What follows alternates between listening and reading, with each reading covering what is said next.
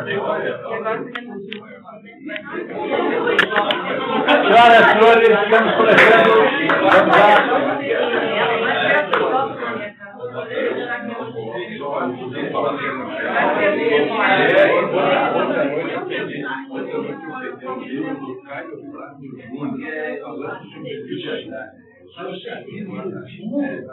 Vamos lá, pessoal. Vamos lá.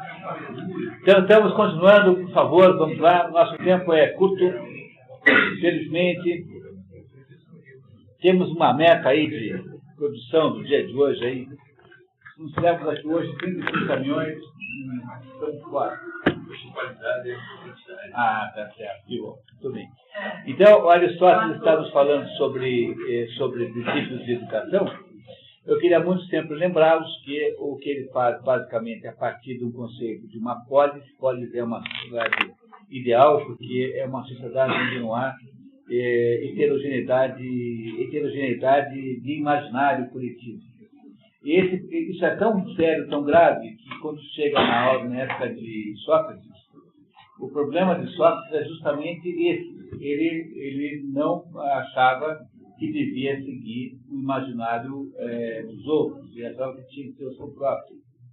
Então, o que acontece aqui é que Aristóteles, partindo, portanto, de uma verdadeira comunidade, ou seja, de um lugar onde há a mesma visão de mundo, né? Então há uma mesma interpretação simbólica do mundo.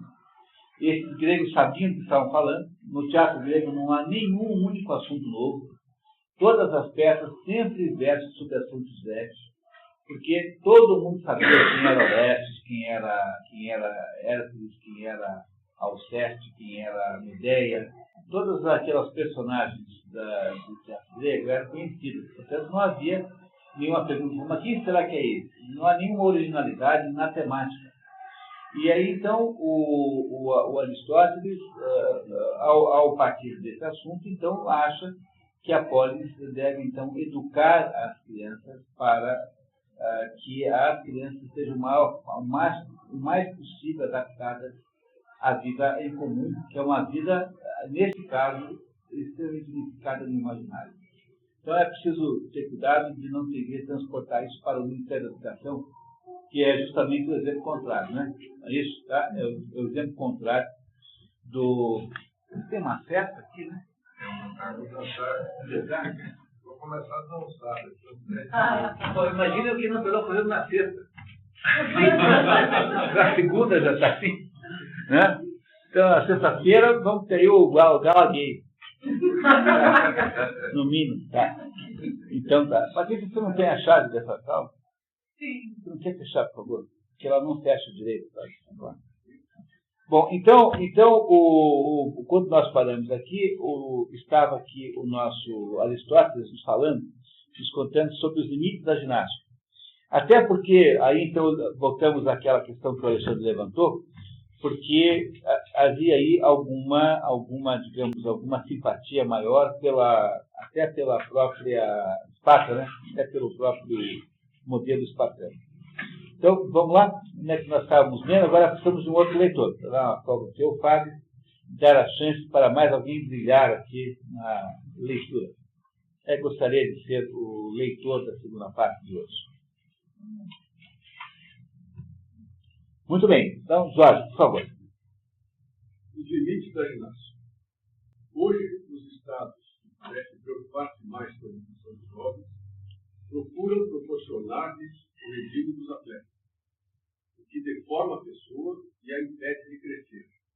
Ou, como os lacedemônios, não cometem este erro, mas brutalizam pelo excesso de fazer, como se já fosse um meio de proporcionar sua vida. Já dissemos várias vezes que não se deve limitar a educação, nem ao gênero dos estudos, nem, sobretudo, ao que acabamos de mencionar. E, caso limitássemos, não é certo que seríamos bem-sucedidos. Com efeito, não observamos nem os outros animais, nem entre os povos, que a bravura seja um cliente nacional. Pelo contrário, ela se encontra mais, no caso dos leões, ao lado da calma e da música. É isso, na verdade, tem uma menção à própria obra de Aristóteles, chamada História dos Animais, que diz que o leão é o mais valente, o mais poderoso dos felinos, e é o mais manso. Por isso que tem no circo tem leão. Tá? Os felinos pintados são todos inviáveis. Os felinos que têm listras são todos traiçoeiros e incontroláveis, com exceção dos guepardos. Os guepardos são domesticados. Agora, as onças, tigres, etc., não são animais adequados para a circo, porque são traiçoeiros, incontroláveis, você nunca sabe o que virá dali. O leão, no entanto, apesar de ser o mais poderoso dos felinos, é também o mais manso de todos os felinos. É isso que ele está dizendo, que criar um pouco de gente agressiva não é seguir o exemplo do leão. Está na História dos Animais, que é outro livro do Aristóteles, que está preservado, tá? Em parte, né? Pelo menos em grande parte. Continuamos. Existem povos que não evitam os massacres, que são ávidos de carne humana, mas que, quando atacados, são tudo menos valentes. Por exemplo, os aqueus, e os sirianos, o Pontoxino. Pontoxino é o Mar Negro, é onde fica o Mar Negro hoje. O nome disso é Mar Negro hoje em dia. E outras nações mais distantes que pertencem às terras da mesma região, sendo que as outras preferem a produção de lado. Não vemos hoje os próprios lacedemônios que se sobressaíram a todos, enquanto foram o único povo que se deixaram, se tornarem inferiores aos outros, os mesmos exercícios. Se tiveram a supremacia, não foi porque exercitaram suas virtudes, mas porque se defrontaram com povos que não exercitavam. Portanto, não é a ferocidade, mas sim a honestidade que deve ter a primazia da educação. E é aí o sujeito da primeira casta falando com a segunda. A segunda casta tende a ser feroz, né? Então, se vocês pegarem, por exemplo, aquela obra, tem uma obra chamada Mahabharata, que é a grande epopeia hindu, da qual há um capítulo chamado Bhagavad Gita, ou Gita, como queiram dizer. E esse Bhagavad Gita, que é essa obra que esse pessoal vê na rua, esse pessoal estilo de Hare Krishna, é uma longa conversa entre Krishna, que é Deus encarnado, né? Krishna é uma encarnação de Vishnu, e Arjuna. Arjuna é um guerreiro. Então, é o Krishna, Deus, falando para o guerreiro como é que o guerreiro deve se portar para fazer a sua vida funcionar. É a mesma coisa que ele está falando com o Alexandre Magno. O Arjuna é o guerreiro. E isso que aconteceu foi uma duplicação simbólica da conversa entre Krishna, que é Deus. Krishna é Deus, tá? No sentido encarnatório da palavra. É um avatar, um dos 10 avatares que esse ciclo cósmico terá visto. Né? Há uma profecia nos Vedas de 10 avatares, dos quais 9 já apareceram. Né? Já vieram os 9 avatares dos 10. E esse avatar, Krishna é um dos avatares, como Rama, por exemplo, como Buda, são avatares. E que fala para Arjuna, que é um guerreiro, explica para ele qual é o sentido da vida humana, o que é guerrear, qual é a missão do guerreiro. É isso que Aristóteles faz com o Alexandre. É que ele está falando aqui para o mundo guerreiro, para a segunda casta, que não é para você criar uma sociedade feroz, mas uma sociedade honesta. Porque isso é mais importante do que a ferocidade. Como que o Alexandre fazia? Ele banhava um pouco? Deve ter feito todas as barbaridades. O Alexandre era um conquistador. Portanto, o Alexandre não teve que ser caçado. Né? Ele não dá para saber, porque ele viveu muito pouco tempo, né? Então ele viveu no ímpeto conquistatório, não se sabe, embora tenha, obviamente, usado de sabedoria, às vezes. Né? Então, as histórias que se contam de Alexandre, há muitas histórias de grande sabedoria, que não necessariamente não aprendeu com Aristóteles, mas o Alexandre não serve como modelo de interpretação de Aristóteles, porque, afinal de contas, né, ele é um ser autônomo, que tinha lá a sua própria agenda. e viveu muito pouco tempo para poder demonstrar o quanto ficou sábio com o seu professor. A verdade é que, enquanto esteve em campanha, mandava espécimes para Aristóteles. Há uma versão da vida de Aristóteles que diz que ele acompanhou Alexandre em 3 anos. E essa versão é uma versão discutível, ninguém sabe ao certo se foi assim, mas teria, de acordo com algumas fontes, Alexandre teria levado Aristóteles com ele nas primeiras excursões. Mas não se sabe se foi assim. O mais provável é que não. Ele pegou muita batalha imediata, não era inteligente. Então, o Evadir Ponta Grossa, por exemplo, ele tinha espiões que diziam tudo que era cidade para ele, antes. Ele chegava com o exército na porta e dizia: eu vou invadir, vocês se entregam ou vão ocupá-lo? Então a gente se entrega. Daí ele fazia as alianças políticas todas, os políticos que dominavam a cidade continuavam dominando a cidade, ele põe o preposto dele e ia para frente. Então, se tivesse reação, ele matava todo mundo. Ficava ruim para a outra cidade obedecer a ele. Foi muito perito em alianças entre ele e os seus próprios generais, casando com mulheres da região. A vida dele tem muita história. Até a hora que ele degringolou. Daí. Mas não é muita coincidência, ele sendo um professor do Churrasco da História, de ter dado tanto certo a campanha dele, mesmo no tempo curto. Pois eu não deve sei ter alguma coisa responder de influência dele. É difícil de ponderar, né? Porque são muitas variáveis simultaneamente. Eu não sei, eu acho que deve se considerar isso como uma hipótese, mas exatamente a contribuição disso é difícil de avaliar. Eu não sei se a gente pode afirmar com muita hereditariedade uma coisa dessa. Né? Porque o mundo é muito complexo, sempre há uma conjugação de causas, né? Ao mesmo tempo, há o acaso, tudo isso ao mesmo tempo. Não sei, de fato. Bom, continuamos. Não será nem o lobo, nem algum outro animal feroz que vai expor-se ao perigo pela glória. Isto só se vê no homem educado para a vida. Olha que coisa importantíssima isso. Não será nem o lobo, nem algum outro animal feroz que vai expor-se ao perigo pela glória. Isso só se vê no homem educado para a virtude.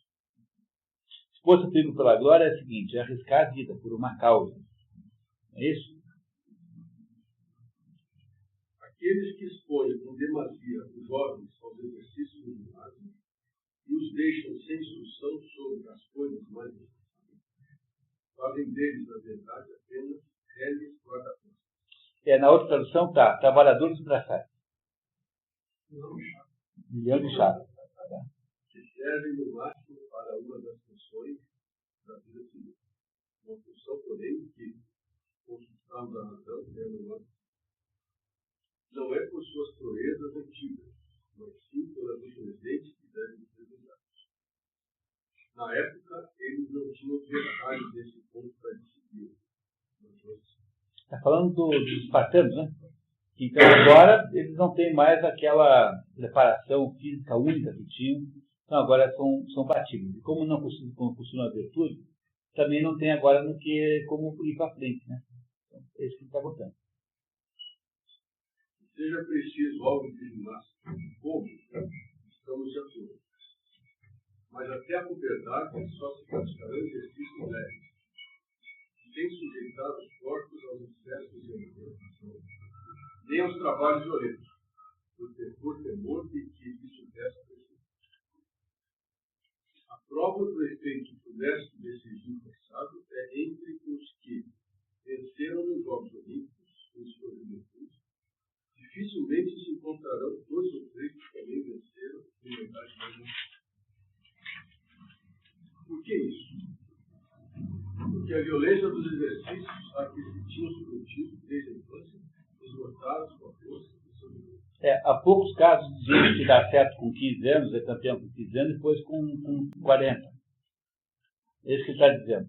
Começar a ser excessivamente muscular muito cedo não é boa ideia para a educação dos homens, né? Dos homens, aqui nesse caso. Depois da puberdade, quando tiverem passado os 3 anos ocupados com outros estudos, vão virar então ocupar a idade seguinte com os trabalhos e os regimes prescritos pela lei política.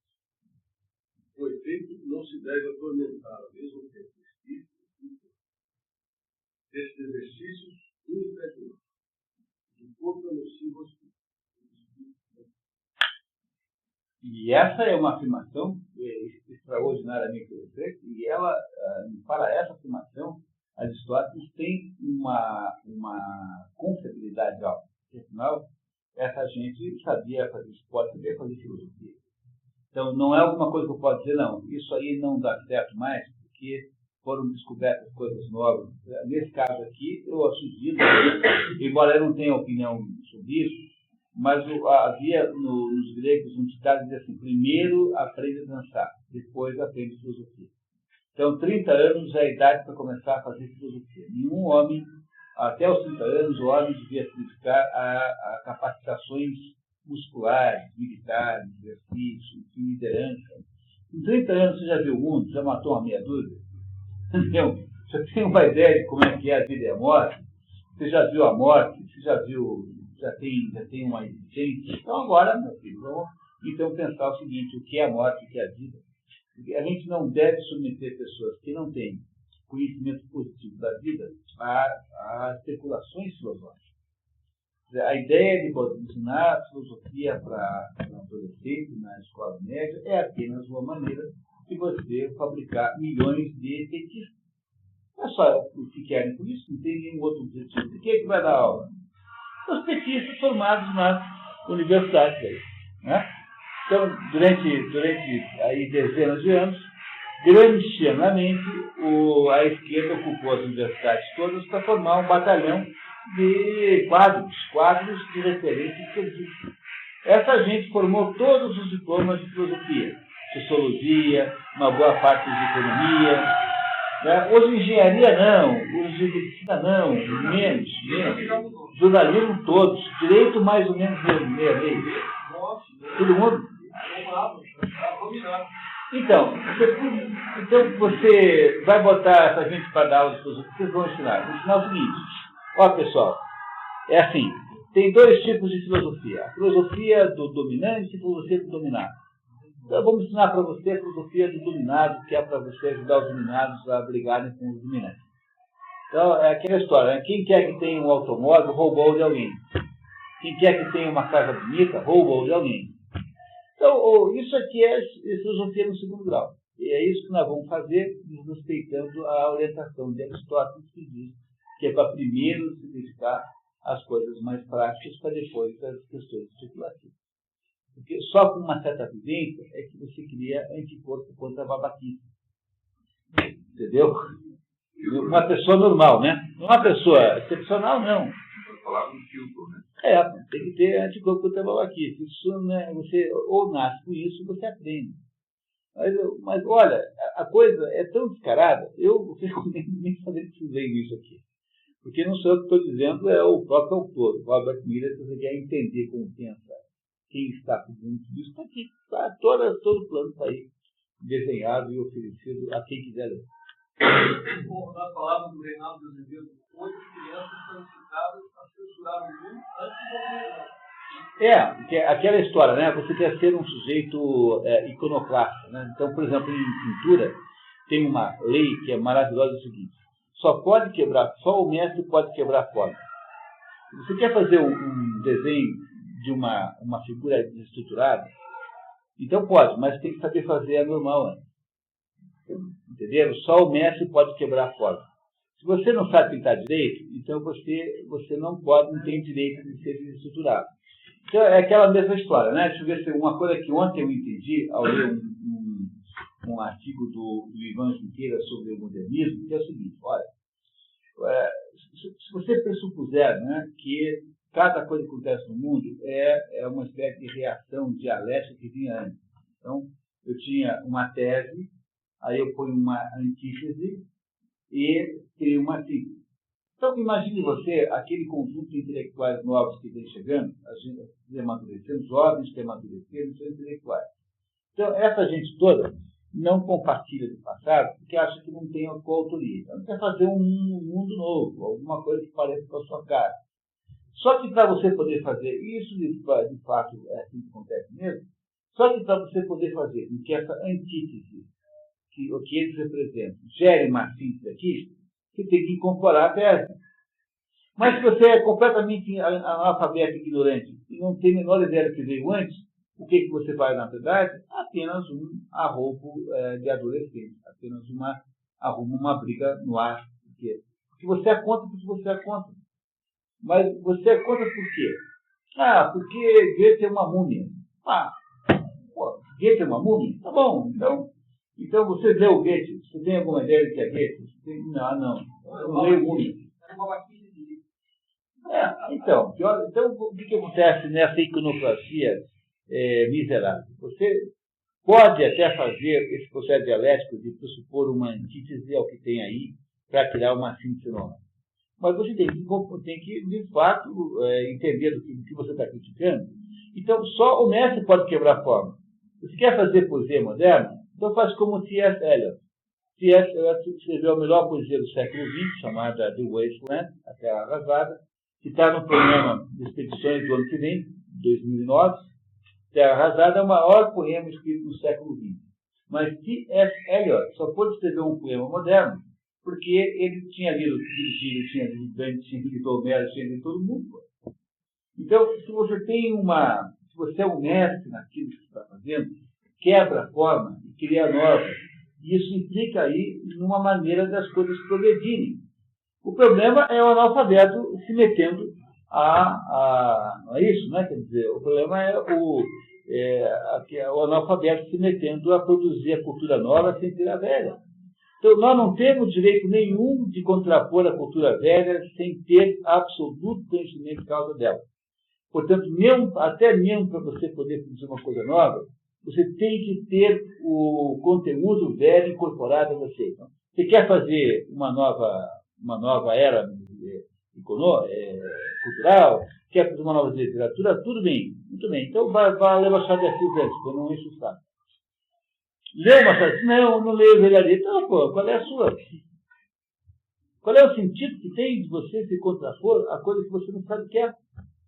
Isso é o que é? Uma rebelião adolescente. Pois, o problema número 1 é que até para poder fazer a coisa nova, até para contrapor, é preciso dominar o velho. Por isso que em Epicuro se diz que só o mestre pode quebrar a forma. Então, é necessário e obrigatório dominar o que veio antes. Muito bem? Continuamos? Jorge, por favor. Das dimensões e da localização da cidade. Do mesmo modo que os outros trabalhadores, por exemplo, o tecelão ou o construtor de navio, devem ter à mão a matéria que contém a sua obra, e a obra é tanto mais bela quanto mais bem preparada pela matéria, também é preciso que um fundador do Estado e um legislador tenham já pronta e convenientemente elaborada a matéria que lhes é própria. Seu primeiro elemento consiste no número e na qualidade das. Quantos deles é preciso e de que espécie? O segundo consiste na grandeza e na fertilidade da região. Essa nota aí que nós não vamos ler está dizendo justamente o que eu falei para vocês lá, que a pressuposição que um grego tem cidades são cidades pequenas. Então, o Aristóteles está raciocinando em torno da realidade urbana da sua época, cidades pequenas de absoluta unidade de imaginário coletivo. Ninguém pensava fora de um determinado modelo. Tá? Então é isso que está escrito aqui. Grandeza desejável do Estado. Da cidade, né? Da cidade, portanto. Cuidado que não parece o Guy Sorman falando, não é. Tá? Porque não é a grandeza desejável do Estado no sentido moderno, mas é a grandeza da cidade. Também pode ter cidade. É isso que ele está dizendo aqui. Está vendo como agora, nesse capítulo, a tradução de hipóteses pelo Estado tornou-se, então, agora, assim, um desastre completo.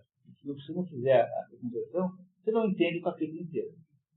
Mas aí, esse Estado não se refere a cidades-Estados. Mas só que quando eu, por exemplo, que sei isso, você sabe saber, toda vez que eu olho o Estado aqui, me dá um choque. Entendeu? Porque não era para ter feito isso, era para ter chamado de polis. Cidade, não? Então, em vez de pegar o pedaço Estado, cidade, não pegou o pedaço cidade. Cidade, Estado. Então, em vez de pegar o Estado, que já é uma conotação moderna diferente, pegasse o pedaço cidade, teria feito um melhor negócio. A minha preocupação é com essa profissão. Muitos consideram que a felicidade de uma polis ou de uma cidade depende da sua grandeza, mas ignoram o que se deve chamar de grandes constituições. Julgam pela população. Segundo eles, trata-se de um grande estado, ou de uma grande cidade, quando nela se encontra uma grande multidão de habitantes. Todavia, é bem menos a sua abundância do que as suas funções e os seus talentos que se devem considerar, pois cada cidade tem a sua obra específica. Quem deve se considerar o maior aquele que pode melhor realizar. Sócrates, quanto à estatura, foi talvez menor do que outro homem, mas também o maior mestre. Então, o fato de que o homem é pequeno quer dizer que ele não seja grande. Né? É isso que ele está dizendo. Que não é para julgar a cidade pelo tamanho, pela quantidade de população, pura e simples. E por que não? Vai explicar agora esse vídeo. Portanto, se quisermos estimar a grandeza de um estado, de uma cidade, pelo número de seus habitantes, pelo menos não devemos contar qualquer pessoa que necessariamente se encontra nas cidades muitos escravos, todos cidades estranhos. Não são cidadãos. Chamamos com este nome apenas aqueles que compõem realmente a polis como parte integral. É um número extraordinário de cidadãos que constitui uma grande cidade e um grande estado. Não pensaremos em chamar de grande as cidades onde vêm muitos operários, muitos guerreiros. Grandes e povoados são dois produtos. Na outra tradução está assim: uma grande cidade não é uma cidade populosa, que é o que se quer dizer nessa última linha que está aqui meio obscura. É difícil. A experiência prova até que é quase possível que um estado, ou mesmo estado, muito povoado, seja bem governado. Dentre aquelas que consideramos bem policiadas, não vemos nenhuma cuja população seja excelente. Esse é uma razão segunda à experiência. A lei é uma certa ordem e a boa civilidade. Para os cidadãos não é senão a excelência da ordem estabelecida em Deus. Ora, um número muito excessivo não é suscetível de ordem. Só o poder divino pode introduzi-la ali. Então, um lugar muito grande só é administrável por Deus. É isso que ele está dizendo. Só o poder divino pode inserir ordem num lugar muito grande. Pessoas são vários tópicos. Pois é, não, qualquer Curitiba, Londrina, até tá, já tem aí 1000 razões para ele fechar, tem muita razão, né?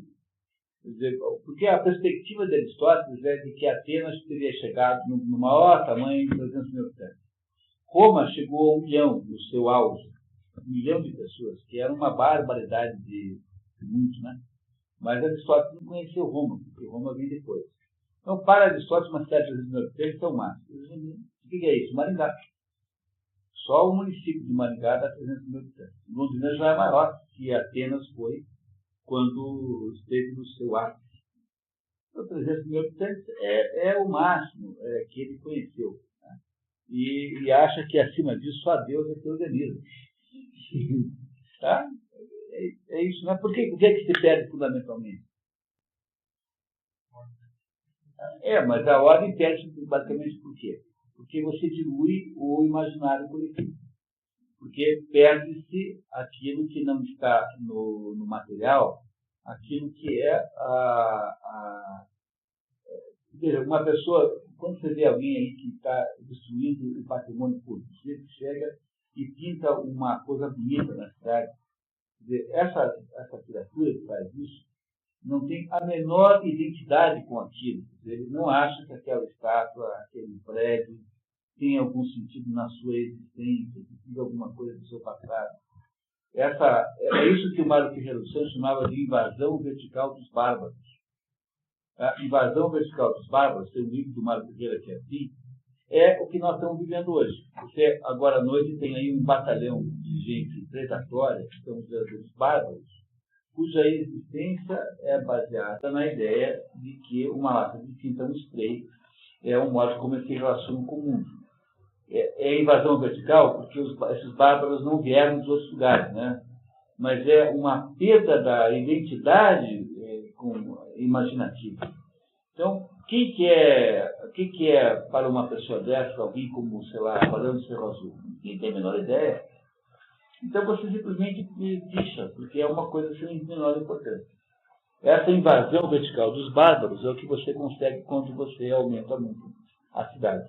Não há tempo de colonizar culturalmente essa gente toda. Né? Essa gente toda que vem para a cidade não é colonizada culturalmente. Esse é o problema número 1 de todos eles. Continuamos. Nesse ponto, a razão se junta à experiência. A lei é uma certa ordem e a boa civilidade. Para os cidadãos, não é senão a excelência da ordem estabelecida em lei. Ora, o número muito excessivo não é suscetível de ordem.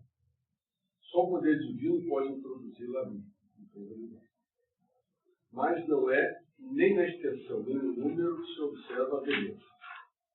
Por conseguinte, é necessariamente muito bela uma cidade onde se encontra a justa medida da beleza. Essa proporção é determinada como em qualquer outro gênero, por exemplo, no gênero de animais, plantas e instrumentos. Grandes demais ou pequenos demais, cada um deles não tem mais a mesma eficiência. Perde até a sua natureza e se torna útil. Um navio que só tivesse um pau ou que medisse 2 estádios de comprimento deixaria de ser um navio, pois a sua pequenez ou sua excessiva grandeza tornaria igualmente próprio para a navegação. A nota diz que 2 estádios são 350 metros. O que Aristóteles não sabia é que nós temos navios maiores. Tem navios de 350 metros. Tem navio de 450 metros, aquele Yara Viking, 450 metros de navio. Tem que ir de lambreta de um lado ao outro, o pessoal anda de lambreta dentro em cima do navio, ninguém anda perto, é longe. Né? Então, ele não imaginaria isso, né? Mas está muito bom para a época, né? Porque para a época, um navio de 350 metros seria uma coisa inimaginável mesmo. Então, ele está dizendo que há tamanhos ideais. Né? Uma colmeia de abelhas, quando atinge uma certa população, alguma coisa com 40 mil indivíduos, uma parte vai embora, elege uma nova rainha e forma outra colmeia. Isso é assim porque há uma espécie de desequilíbrio crescente. Tá vendo? É assim, se você pegar um cubo de 1 metro de lado, qual é a área desse cubo? É 1 vezes 1 vezes 6, são 6 metros quadrados, né? Qual é o volume? É 1 metro cúbico.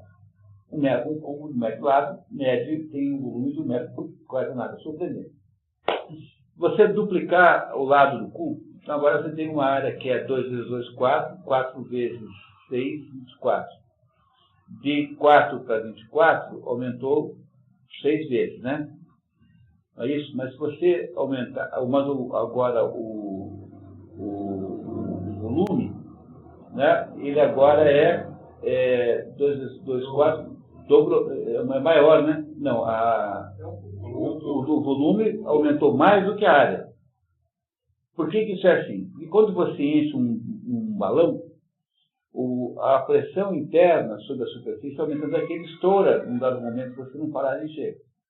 Então, toda vez que você aumenta o volume das coisas, aumenta o tamanho, você gera uma desproporção crescente, que é o que acontece na célula, por exemplo, antes de se separar. Como é que a natureza lida com isso? Quando a célula chega no momento X em que essa desproporção é crítica, ela se separa para as duas pequenas. Não é isso? Então, o que ele está aqui nos contando é que é assim também em todas as coisas. Você tem na natureza uma regra que impede que haja um aumento muito grande. Se você aumenta demais, você passa a ter um custo de gestão daquele aumento que é antieconômico em última análise. Torna-se antieconômico. Vamos ver como é que ele continua nos contando isso. O mesmo ocorre em uma cidade ou um estado. Sua propriedade essencial é a suficiência de seus meios. Está vendo? Isso explica lá que era ideia eugenista. Os meios são a propriedade fundamental da cidade. Então, a eugenia de Aristóteles não tem a mesma origem, não tem a mesma ideia por trás da eugenia moderna. Tá? Não é a mesma eugenia. Então, está tratando de coisas bem diferentes. Se uma cidade tiver poucos habitantes, pecará por penúria. Se os tiver em excesso, poderá subsistir como nação. Se contar com as coisas necessárias, mas já não será uma cidade. Com efeito, não se poderá estabelecer nela uma boa ordem. Que general de exército conseguiria comandar uma multidão assistida? Que homem conseguiria fazer-se entender, a menos que tivesse pulmões do estentor? Estentor é um sujeito, eu acho, na época, que tinha a fama de falar, de ter uma voz muito poderosa. Depois virou um substantivo comum. Esse nome estentor, que era de uma pessoa, virou um substantivo comum. Portanto, a primeira condição para uma cidade é ter uma quantidade de habitantes tal que possa bastar para todas as suas funções e proporcionar todas as comodidades da vida cidadina. Por certo, ela pode exceder esse número e ainda passar por cidade. Mas isso não deve, porém, ter um fim. A própria natureza das funções políticas indica os termos específicos. O termo é o limite, tá? Tem um limite que você não deve ultrapassar. Essas funções são ou as dos governantes ou as dos governados. As dos primeiros são nomear para os cargos e supervisionar os governantes.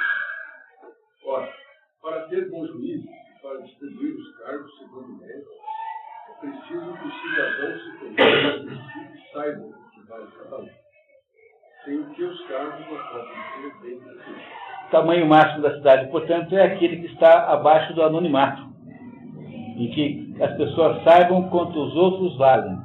Então, não haja anonimato. Então, essa é uma condição necessária para que você possa ter uma boa gestão na cidade.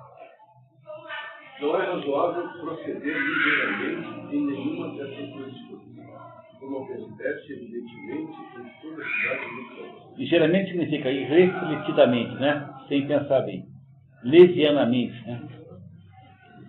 Nesse caso, ele põe cidade coletivamente. É. Ademais, ali se torna fácil para os estrangeiros e para os recém-chegados dispersar-se com a multidão e filtrar-se. Em suma, a grandeza de um Estado deve limitar-se à quantidade de habitantes que se pode limitar facilmente, e cujo conjunto pode ser conhecido num só olhar. Quase o mesmo é o que deve ser dito de seu território. A medida mais conveniente é, sem dúvida, a que satisfaz mais do que suficientemente as suas necessidades, consistindo a suficiência em tirar do seu solo todo o necessário e não haver falta de nada.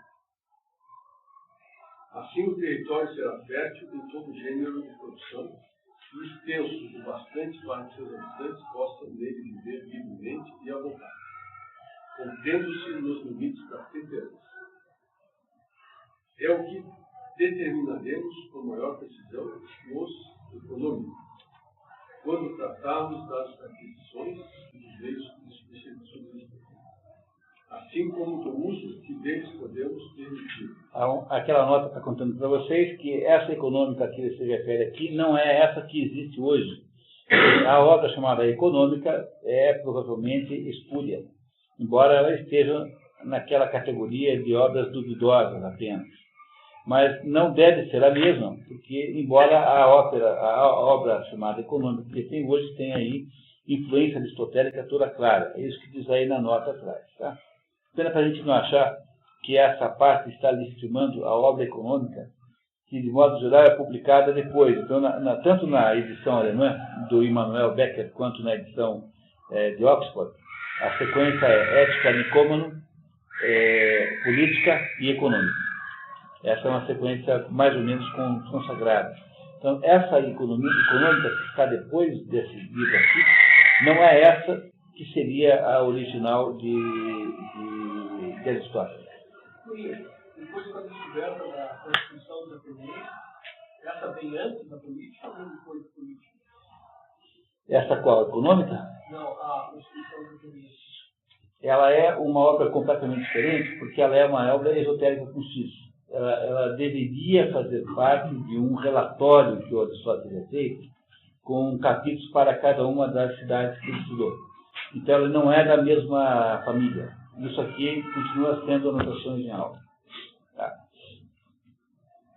Pois não deixa de haver certa dúvida por causa da diversidade dos costumes, que levam os homens às duas extremidades da suntuosidade e da luxúria. As duas erradas, portanto, o certo está no meio. Quanto à localização do país, deve-se seguir a opinião dos militares mais experientes.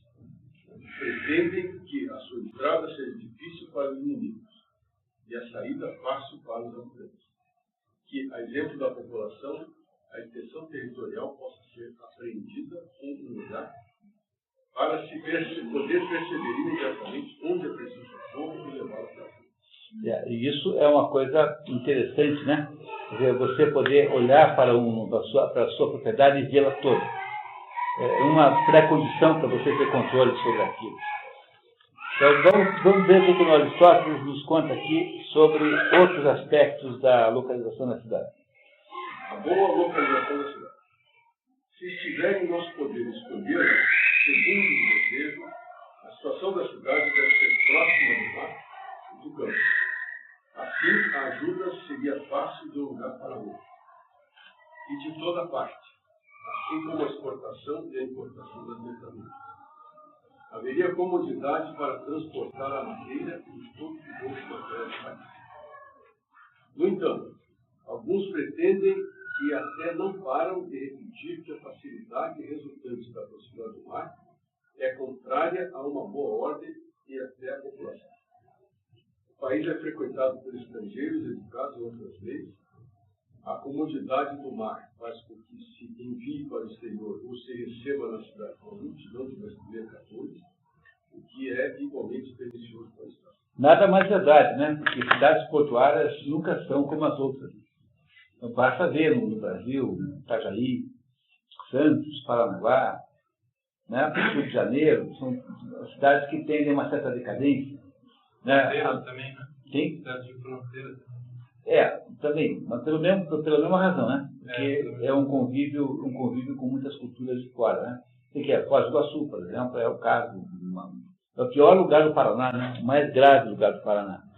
Mas o Albert Camus, quando escreve A Queda, que é a história do Jean-Marie Clément, né? Que é, na verdade, o seu duplo, o seu emo de decadência, localiza a personagem no porto de Roterdã, na zona de meretrício de Roterdã, para demonstrar esta tese de que as cidades portuárias são necessariamente mais difíceis de administrar e manter os costumes preservados. Né?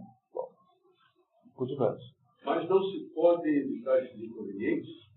Neste caso, é evidente que a proximidade do mar é não apenas mais segura para a cidade e suas dependências, mas também mais propícia à abundância. Em primeiro lugar, para resistir mais facilmente aos inimigos, não é preciso que aqueles que têm que se defender possam facilmente receber auxílio, tanto pela terra quanto pelo mar. Se não puderem fazer uso dessas duas saídas ao mesmo tempo, pelo menos lhes será mais fácil, possuindo as duas, usar contra os agressores a mais rápido. Além disso, não é indispensável obter as coisas necessárias que se carece de exportar o seu terra, mas é para si mesmo e não para os outros que o Estado deve comerciar. Somente a atração do lucro faz com que estabeleça em seu território mercados abertos ao comércio. Há aí uma avareza condenada. E não é assim que o Estado e a cidade devem praticar o comércio. A avareza aqui está mal traduzida, o sentido disso é de ambição, ganância seria a melhor tradução para avareza, de acordo com as outras duas traduções. É dizer, criar uma cidade portuária apenas com o objetivo de permitir que ali se faça um maior lucro é justamente a anti-cidade que Aristóteles está propondo, porque ele acha que a cidade é uma maneira de você preservar as virtudes humanas. E criar uma cidade onde vale, na verdade, qualquer coisa, vale todo tipo de transgressão às virtudes, é tudo que ele não quer fazer. Né? Mas é complicado, porque a rotatividade das pessoas que entram e saem não permite que se estabeleça, vamos dizer, um pensamento comum. Isso mesmo. Então, e outra, mesmo que as pessoas que moram lá consigam estabelecer, elas não conseguem conversar, porque as pessoas que vêm não participam. Porque não tem mais o peso imaginário. Então, quando se fala de um determinado assunto, não se está mais falando da mesma coisa. É por isso que não se pode produzir uma polis perfeita no lugar dele. Apesar de haver vantagens de natureza estratégica e vantagens de natureza comercial. Continuamos. Temos hoje, em várias localidades, portos iniciados, comodamente situados com relação à cidade. Nem dentro dela, nem muito longe, eles estão fechados por muralhas e outras fortificações. Se a comunicação com o estrangeiro pode ser de alguma utilidade, ela encontrará em tal disposição, se apresenta alguns inconvenientes. Será fácil preservar-se deles com leis que declarem quais são aqueles a que se pretende permitir ou não a entrada pelos corações e pelos. As forças marítimas são necessárias até certa quantidade, não somente para si, mas também para si, quer para ser temidos por eles, quer para lhes prestar auxílio, tanto por mar quanto por terra. O número e a grandeza dessas frotas devem ser proporcionais ao gênero de vida que adotam as pessoas do país. Se se tratar de uma capital que tem domínio sobre outras, deve possuir algo com que sustentar essa posição. Todavia, não é necessário que ela seja povoada de marinheiros, pois tais pessoas não devem figurar em cidade. Os soldados da marinha, pelo contrário, são livres e assim como seus oficiais, provém da infantaria. São eles que comandam os marinheiros. Quanto à tripulação, é completada por camponeses e lavradores dos arredores. É o que se pratica em certos lugares, por exemplo, Iracaia, cujas galeras estão sempre bem tripuladas, embora a cidade seja muito menor do que várias. Quanto à sua comodidade intrínseca, é preciso, com relação à situação da cidade, prestar atenção a 4 coisas. Em primeiro lugar, a salubridade é essencial. Por conseguinte, deve-se preferir as exposições e os ventos do Oriente, por serem mais favoráveis. E, subsidiariamente, a exposição do Norte, por ser menos tempestuosa. Então, o vento do Oriente e preferir a exposição ao Oriente do que ao Norte. Porque do Norte é que vem o frio, né? No modo que aqui do Sul é que vem o frio, lá no hemisfério Norte vem do Norte é que vem o frio. Convém de igual forma que haja em seu interior abundância de fontes, ou na sua falta de amplas cisternas para receber toda a água da chuva, a fim de que não haja falta d'água em caso de seca. Como o essencial é primeiramente cuidar da saúde dos habitantes, que depende, sobretudo, da localização e da orientação e depois da boa qualidade das águas, esses problemas merecem a maior atenção, pois nada é mais importante para a saúde do que aquilo que é de uso cotidiano e contínuo, como ar e água. Portanto, se as águas são raras ou de diversas qualidades, deve-se separar, como se faz nas cidades bem cuidadas. As que são boas para beber, das que podem servir para os outros. Em seguida, é preciso que o local seja próprio para os exercícios e para as reuniões civis. Tenha saídas fáceis para os cidadãos e acesso difícil para os inimigos. E seja ainda mais difícil de sitiar. As fortalezas não convêm de igual maneira a todo Estado. São as oligarquias e as monarquias que têm cidades altas e cidades. As democracias amam os terrenos minerados. Nem uns nem outros agradam às aristocracias. Elas preferem um certo número de posições naturalmente altas. Não é uma coisa interessantíssima isso? Quer dizer, a ideia que Aristóteles faz de que há arquiteturas urbanas conforme o tipo de regime político que você tem. Então, as monarquias, portanto, que são instáveis, que são, portanto, necessitam se atacar, precisam de fortificações altas. As democracias seriam mais estáveis politicamente, portanto, não precisariam de muralhas. Mas é claro que ele não acredita que não tem que ter muralha nenhuma, ele vai dizer isso em seguida, né? Mas é a primeira vez no mundo, talvez, que alguém tenha feito comentários na natureza urbanística, como esse que ele está fazendo aqui agora, né? Ele está mais ou menos fundando o urbanismo aqui, dando para um urbanista uma sugestão de como fazer para montar a cidade. O que você faz, né? Para você ter cidade, o que você vai fazer? É muito divertido isso, né? Continuamos. Em terceiro lugar, no que se refere às casas particulares, elas poderão ser bem mais agradáveis e mais cômodas se seu espaço for bem distribuído, com uma estrutura à maneira moderna, ao gosto de Hipódamo. Hipódamo é um urbanista que pela primeira vez propôs que as cidades tivessem arruamento, que fossem divididas em quadras, que houvesse uma certa geometria na disposição, porque as cidades eram feitas conforme uma ocupação, então são todas elas caóticas. E esse sujeito é um fulano mais velho que Aristóteles, lá dos anos 600 mais ou menos, que propôs o arruamento, basicamente. Não é que, quanto à segurança em caso de guerra, elas antigamente não fossem melhor concebidas. Quanto mais escangalhada mais difícil você entrar com o tanque na cidade, né? Quer dizer, você ter arruamento perfeito também permite que o pessoal invada com mais facilidade. Agora, se tiver que vir bem, que é mais difícil. Então, ele também não está achando que é simplesmente arruar tudo perfeitamente, porque isso reduz a segurança em caso de ataque. A entrada era difícil para os estrangeiros e a viagem para os inimigos.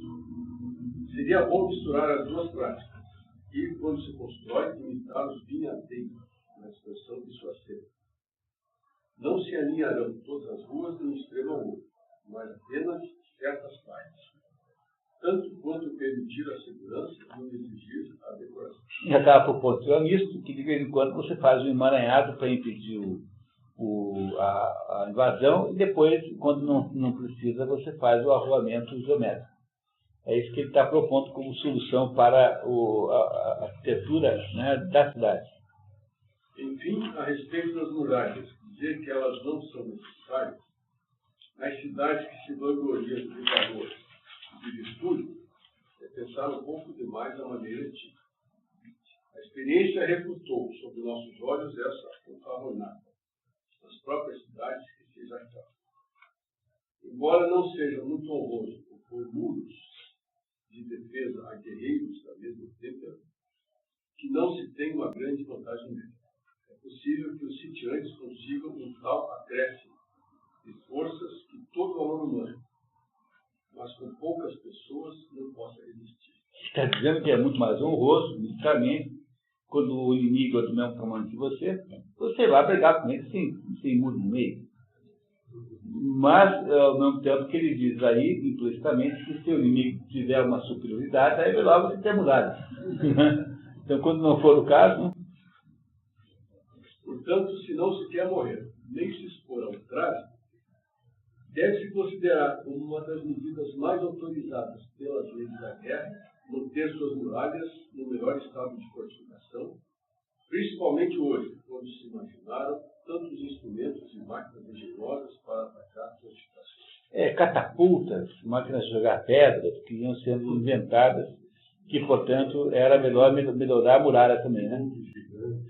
É aquele negócio dos 3 porquinhos. Já que o lobo assopra forte, então tem que... o sistema do Heitor não serve, nem do Cícero, tem que ser o do Prático. É a mesma ideia. Tá? Vamos lá. Não querer cercar as cidades com muros é como abrir o país às incursões dos inimigos e retirar os obstáculos de sua frente, ou como se recusar a fechar com muros as casas particulares, de medo que os que nelas habitam se tornem libertos. Deve-se refletir também que os que têm muros ao redor de suas cidades podem agir como se não os tivessem. Opção que falta aos que não prestam dessa. Ok, pessoal? Esse capítulo é dedicado a todos aqueles que acham antipatia com o muro entre os Estados Unidos e o México. Mas aqui por razões completamente diferentes, né? Não é isso, quer dizer, a invasão que o México propõe é uma invasão econômica, enquanto que essa aqui é uma invasão de conquista das mulheres, do lado das pessoas. Não esquecendo que o sul dos Estados Unidos foi tomado do México. O sul dos Estados Unidos foi tomado do México. Guerra. Muito bem. À disposição interior. Continuamos. Vamos lá. De resto, não basta cercar uma cidade de muralhas. É preciso fazer com que elas sirvam ao mesmo tempo para ornamento da cidade e para as necessidades da guerra, tanto contra os antigos estratagemas como contra as invenções modernas. Para fazer também servir como ornamento da cidade. Reparem que tem essa particularidade. Pois assim como os assaltantes buscam todos os meios para vencer, assim também é preciso fazer uso dos que foram descobertos e inventar outros para se defender. Raramente tenta atacar os que estão bem preparados para resistir. Por isso é que os romanos inventaram aquele bordão se dispassem para bellum. Se quer espaço, prepara a guerra. Se dispassem para bellum. É a principal mote militar romana. Os muros serão divididos em corpos de guarda e bastiões, situados em distâncias de lugares comuns. Bastiões são baluartes, são aquela parte projetada da muralha que permite que você possa jogar uma flecha em alguém assim embaixo. Tal distribuição dará ensejo a que ali se instalem salas de refeições públicas, já que para estas é preciso que a multidão dos cidadãos seja dividida em companhia. Os templos dos deuses e suas salas de aparato, onde se realizam os banquetes dos magistrados, devem situar-se em lugar conveniente, nas mesmas fortificações. As mesas serão colocadas onde se quiser, contanto que não sejam nos santuários ou em lugares reservados pela lei, como o local do tesouro e tesourato. A melhor posição para esse tipo de edifício seria uma eminência elevada o bastante para ser a sede da virtude e bastante fortificada para defender as áreas circunvizinhas. Convém que, abaixo dessa fortaleza, haja na Tessália uma praça livre para os passeios, onde não haja nenhum comércio e onde não sejam admitidos nem lavradores, nem artesãos, nem outras pessoas semelhantes, se não forem chamadas pelos magistrados. Contra, sobretudo, os camelôs, né? A ideia aqui, basicamente, é expulsar os camelôs de um pedaço da cidade. Esse lugar seria ainda mais agradável se tivesse um local para exercícios destinado à diversão dos anciãos, em que a decência distribuiria os lugares de acordo com a idade. Os magistrados presidiriam ali os exercícios dos jovens e os velhos se sentariam junto aos magistrados. Sua presença se imporia e manteria os atores, os espectadores, dentro dos limites do respeito e da mulher. O mercado deve ficar separado desta praça, num local cômodo e apropriado para que a eles se conduzam todas as mercadorias que vierem de todos os lugares de terra e por água. Sendo a parte eminente do Estado partilhada por sacerdotes e magistrados, o refeitório dos sacerdotes deve estar aberto dos templos. Mas a sala destinada à refeição dos magistrados subalternos e outros oficiais menos importantes, tanto na recepção dos contratos, com sentenças, quanto dos adiamentos, ou outros ministérios. Essas que foi citado aqui são os procedimentos jurídicos básicos, né? Então, se você pensar bem, são todos os trâmites jurídicos que estão aí. Recepção dos contratos ou sentenças, quanto dos adiamentos ou de outros desses ministérios. Quer dizer, tudo aquilo que tem a ver com a justiça. Ou então, do controle dos mercados da cidade. Ficará nas proximidades de uma encruzilhada e num lugar mais movimentado, como um mercado onde se vendem os artigos de primeira necessidade. Pois, ao passo que a outra praça, falando assim, é vazia e livre, esta, pelo contrário, fica no centro das plantações. A mesma ordem será observada no campo. Haverá pequenos fortes destinados, ao mesmo tempo, a proteger a região e a abrigar tanto os oficiais chamados florestais, quanto os chamados agrônomos. Agrônomos aqui não vão pensar que é um agrônomo moderno, mas é um superintendente de terras.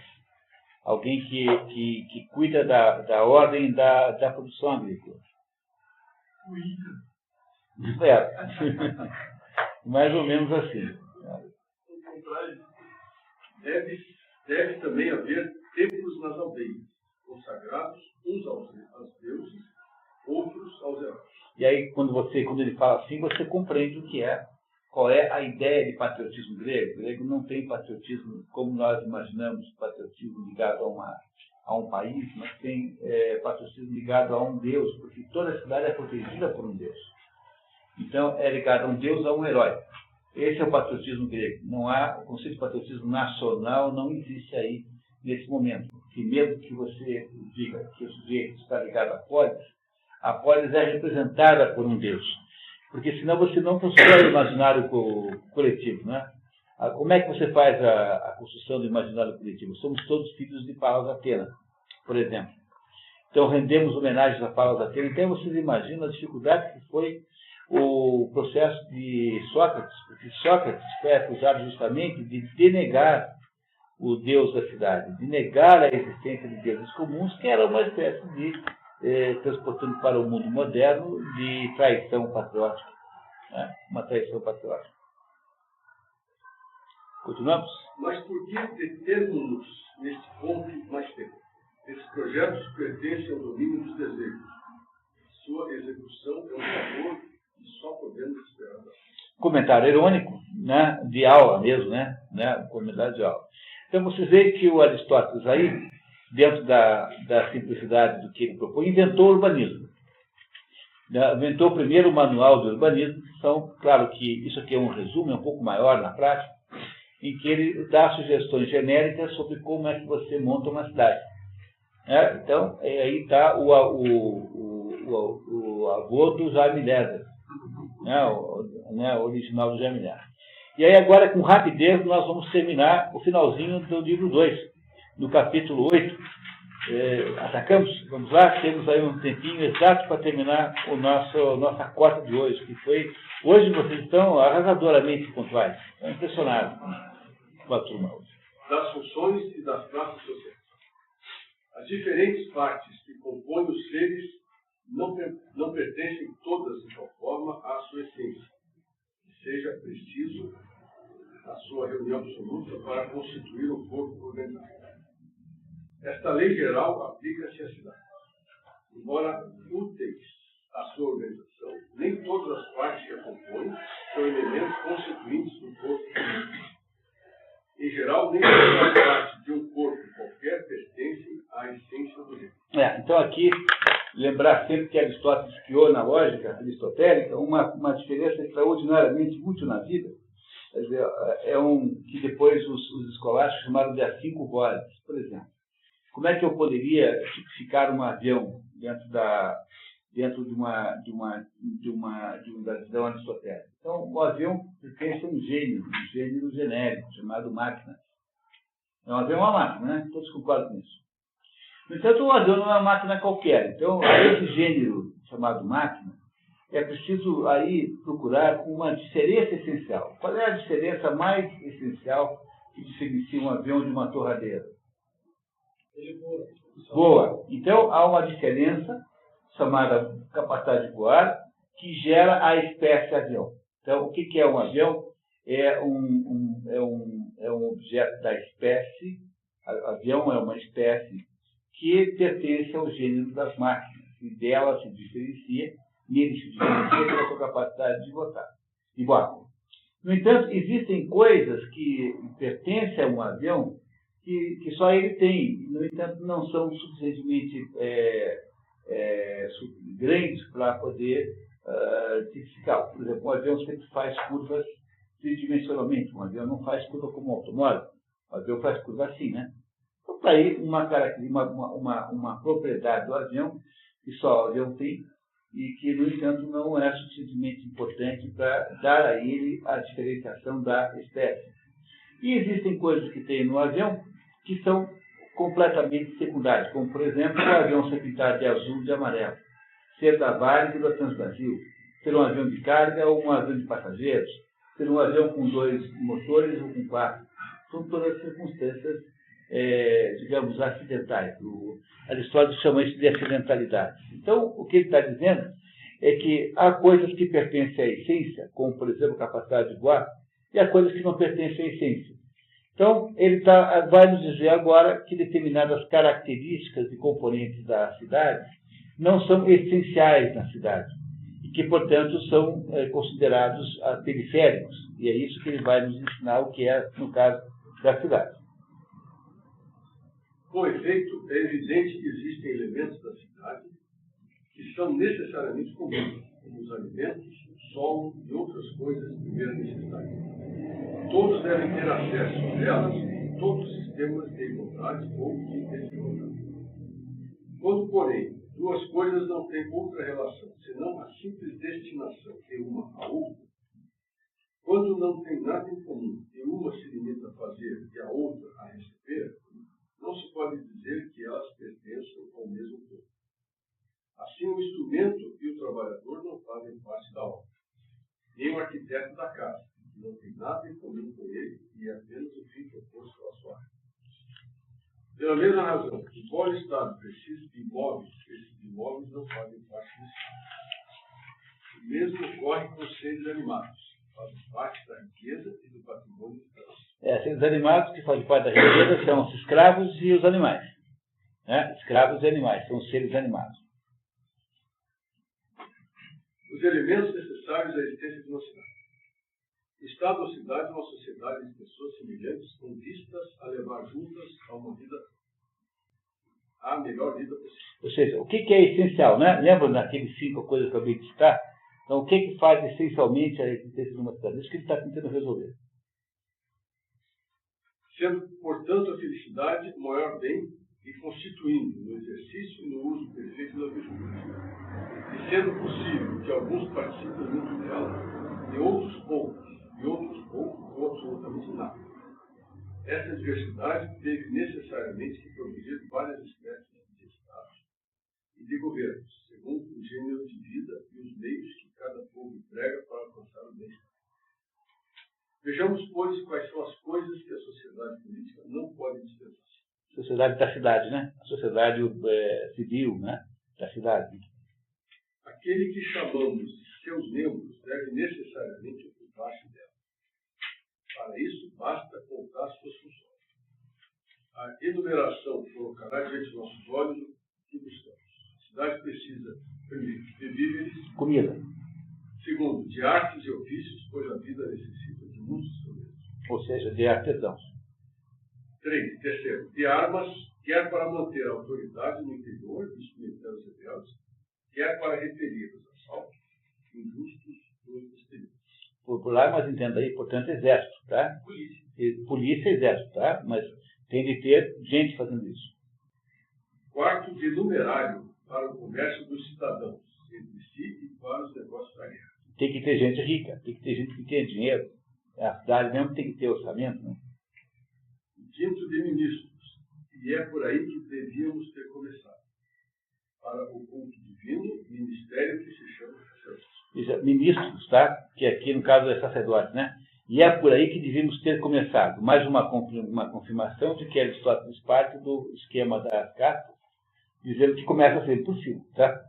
Tá certo? Quer dizer, ele não sabe que, ele não está aqui tentando esconder as castas, ele na verdade está dizendo uma coisa com conversa grega e não com conversa oriental. Sexto, enfim, o que é de uma necessidade ainda mais indispensável, de conselhos e de tribunais que conheçam toda espécie de interesses e de direitos de cidadão para cidadão. De um sistema judiciário.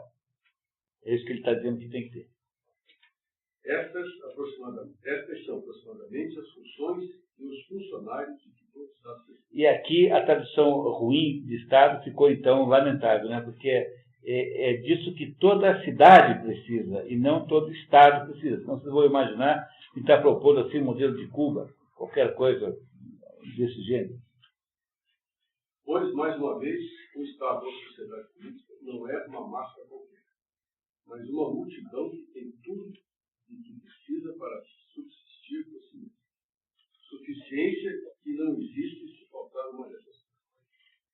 Portanto, já que são estas as funções e profissões que constituem o Estado, A cidade, né?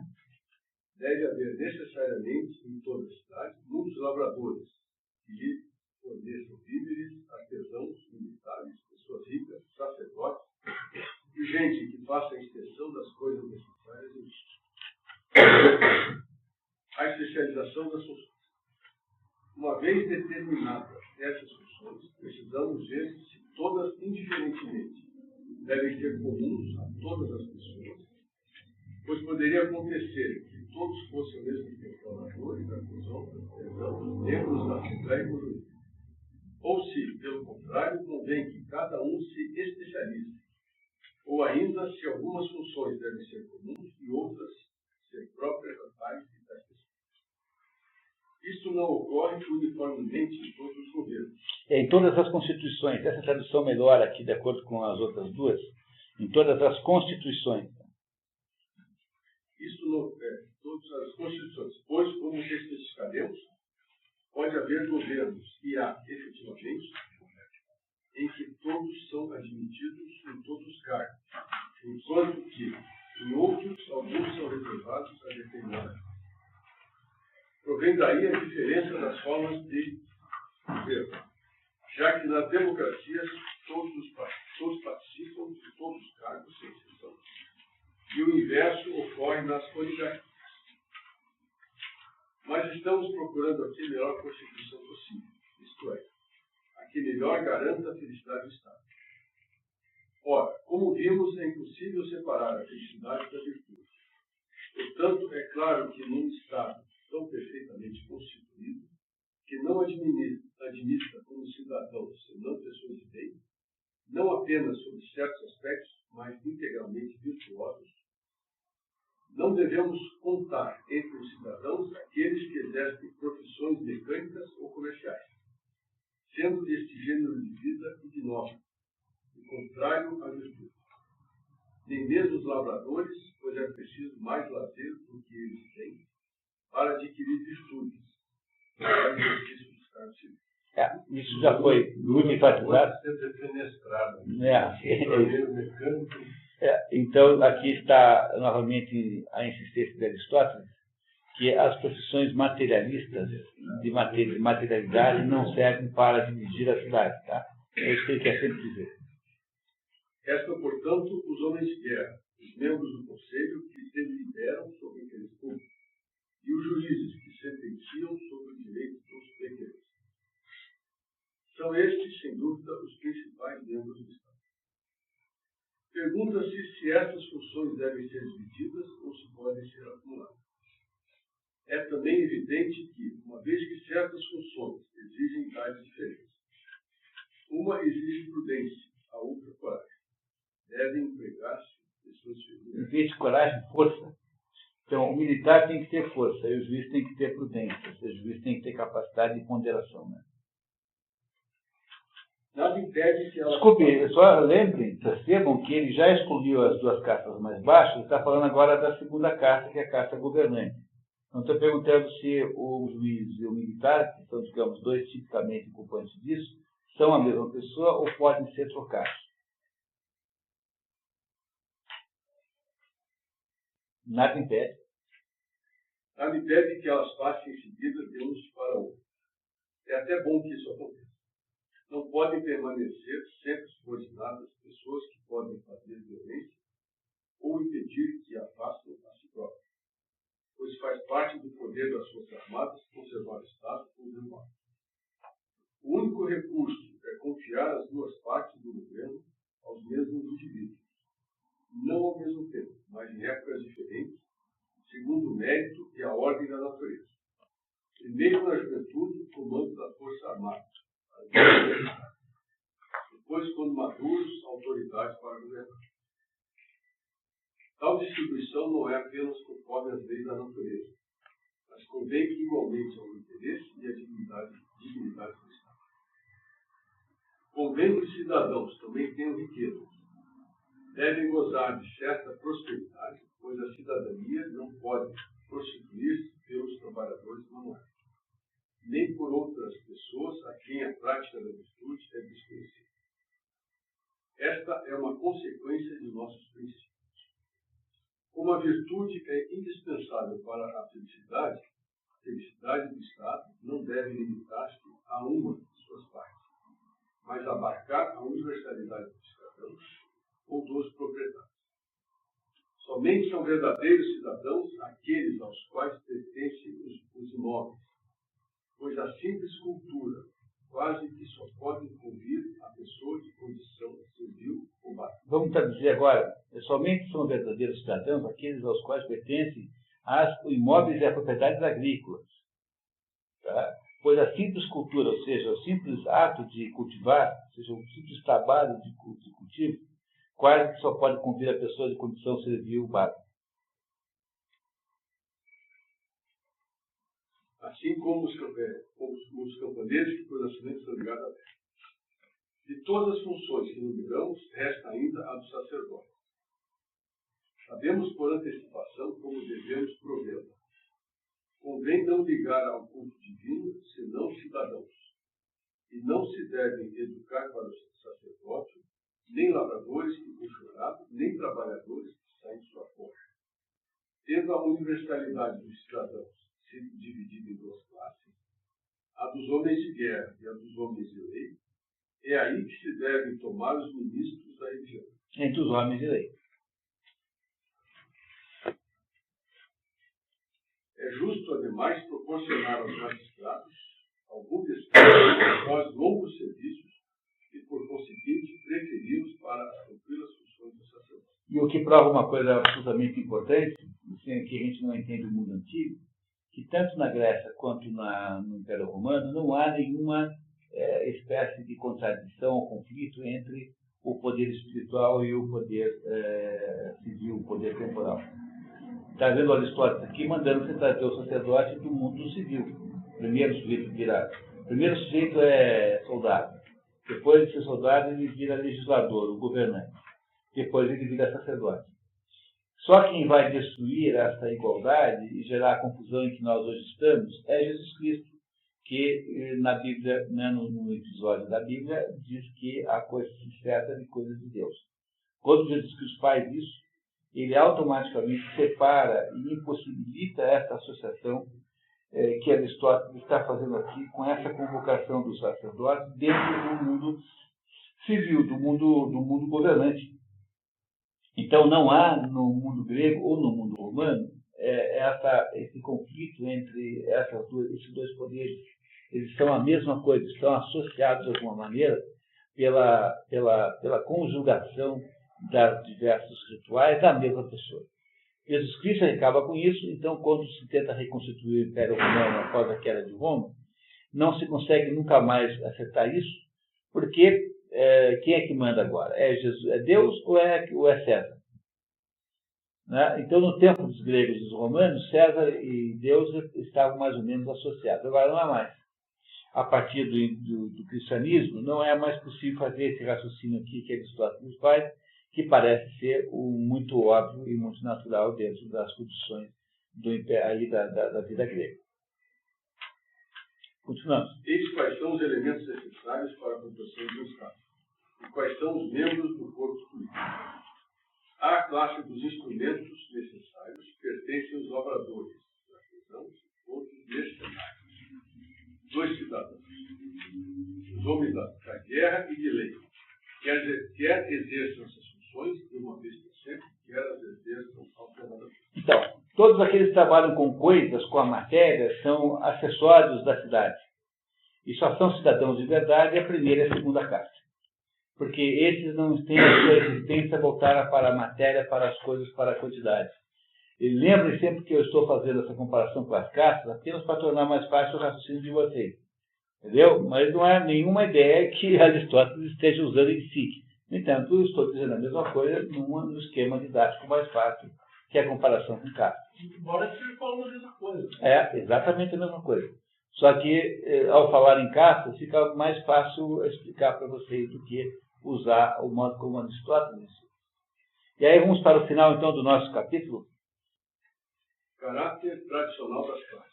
O que ele vai dizer agora é aquilo que os hindus dizem, que as castas não são inventadas ontem, as castas pertencem à história da humanidade. Então, portanto, condições ontológicas do ser humano, que ele não chama de castas, chama de classes. Mas é a mesma coisa. Esta necessidade de dividir o Estado em classes diversas, segundo a variedade das funções, e de separar os homens da guerra dos lavradores, não é uma invenção de hoje, nem um segredo recém-descoberto pelos filósofos que se ocupam de política. Essa necessidade de dividir a cidade em castas diversas. Entendeu? Entendeu que ele está falando a mesma coisa? Tal distinção foi introduzida no Egito pelas leis de Isósceles. 1300 a.C. Portanto, 1000 anos antes do Aristóteles. Elas ainda subsistem atualmente nesse lugar. Então, ele está citando sociedades onde existem castas, que não está falando do Oriente, porque, na verdade, o Oriente é muito longe para Aristóteles naquela época. Né?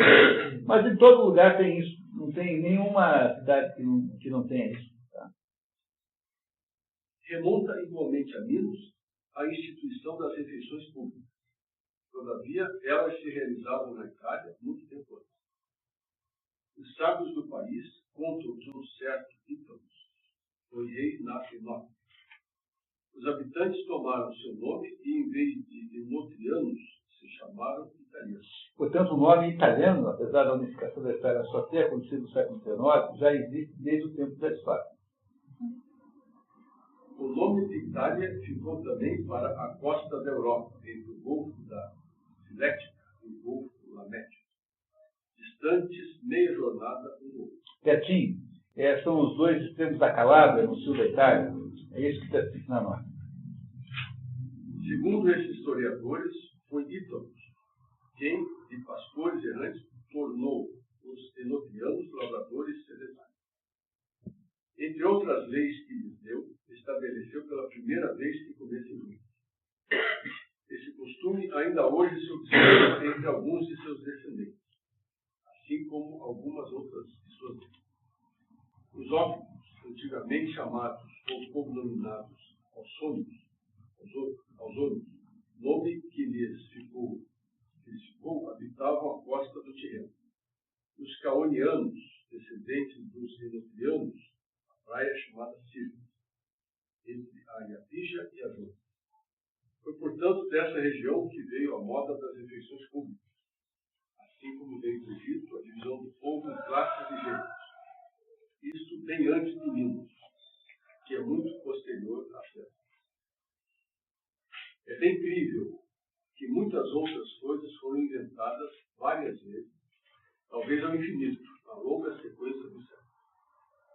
Ao que parece, inicialmente a necessidade inventou as coisas necessárias, e em seguida, por adjunção, as que servem para o maior conforto e para ornamento. O mesmo ocorre com a legislação e as constituições civis. Podemos conjecturar como elas são antigas, pelo exemplo dos egípcios, que remontam à mais alta antiguidade, e desde sempre tiveram leis e uma constituição. Cabe a nós aproveitar suas boas invenções e lhes acrescentar as condições. A partilha dos bens.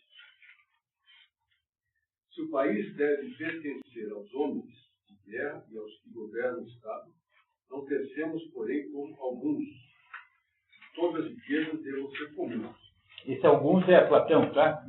Ele nunca cita direto por respeito ao seu professor, tá? Mas é Platão. Mas é um pouco assim de ironia, né? Não pensemos como alguns, tá? Porque o Platão achava que tudo devia ser coletivo. A República de Platão é um modelo coletivista total. Aristóteles não concorda com isso, tá? É completamente contrário. Vamos ver, num dos apêndices aí, acho que é o primeiro, ele faz uma análise Vocês poderiam ler depois, por conta de vocês, um dos apêndices do livro, ele faz uma crítica mais direta a Platão do que aqui. Mas vamos ver o que ele diz sobre essa ideia de que as riquezas e as mulheres deviam ser, mulheres e crianças, deviam ser comuns na República Platônica.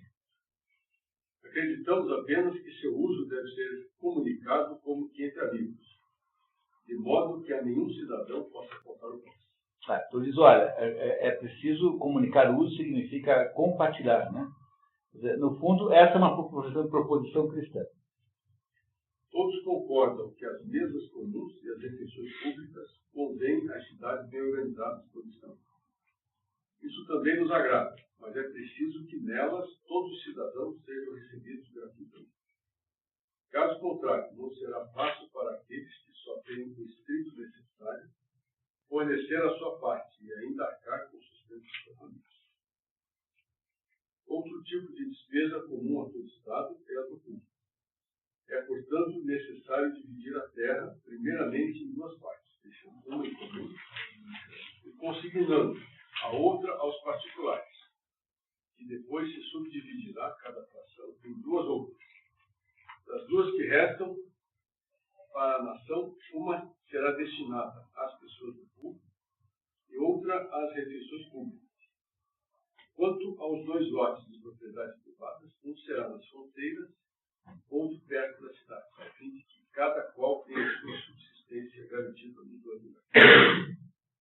Por esse meio, sendo todos tratados igualmente, não haverá injustiça e, se ocorrer uma guerra com os vizinhos, eles se entenderão melhor entre si. Agindo de outra maneira, uns se incomodariam um pouco com a inimizade dos vizinhos, enquanto outros a temeriam muito, mais do que outros.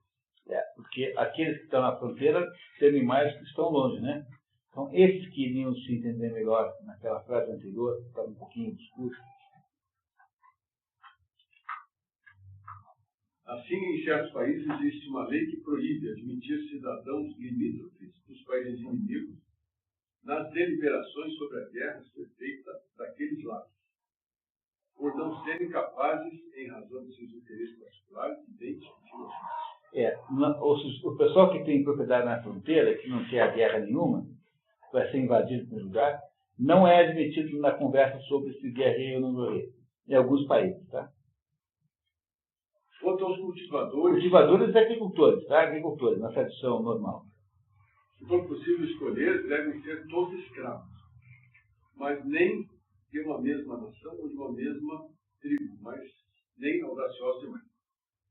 Eles serão mais úteis nos trabalhos do campo e menos inquietantes, pode estar. Na falta de escravos, tomar-se-ão trabalhadores do país de mesmo caráter que os assim. Os dos proprietários particulares lhes pertencerão e cultivarão suas terras. Os da nação serão escravos públicos e explorarão a greve comum. Já indicamos como se deve usar os escravos e por que é melhor dar-lhes a todos, como recompensa, a perspectiva da liberdade. Muito bem. Esse pedaço aqui vai exigir um pouquinho de conversa, mas eu acho que a gente passou um pouquinho de tempo, queria não exagerar. Então eu queria que vocês topassem amanhã às 7 horas, começar com algum comentário sobre esse último pedacinho aqui, que é sobre o modelo de repartição da terra de Aristóteles. Que tal? E aí, amanhã, às 7 da noite, nesse mesmo bate local, nos encontramos para continuar o nosso caminho aí na política. Então, até lá, né? Acabamos o livro 2, pessoal. Estamos exatamente na metade do processo.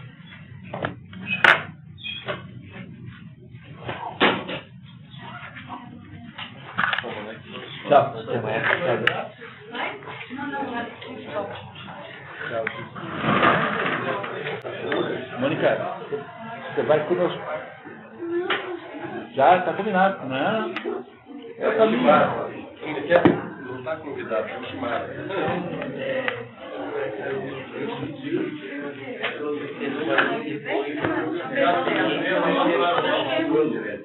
Como é que é?